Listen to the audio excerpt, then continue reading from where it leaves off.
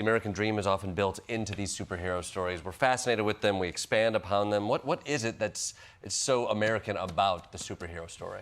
Well, I think it was no coincidence. In fact, it was completely organic and perhaps even inevitable that the superhero comic originated here.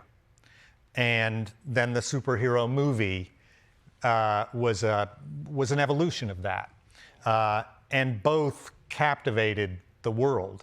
It could only happen in America for all sorts of reasons. And I think the primary one is our sense of optimism, our sense of good and evil, and an absence of gray in between, which is often great, and that's often a really bad thing. I mean, look at the polarization politically in our country right now. That's not a very good thing. We're not seeing grays.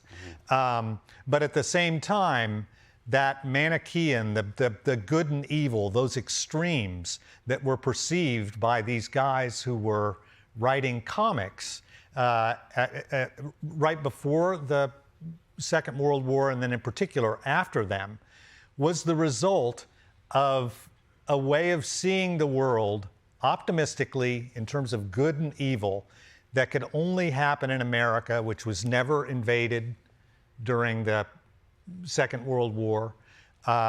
We were, and still are, even though we're the oldest democracy in the world, we're a relatively young country. And all of that came together in addition to the fact that we were a very wealthy country, particularly after the Second World War, and a booming country through the 50s.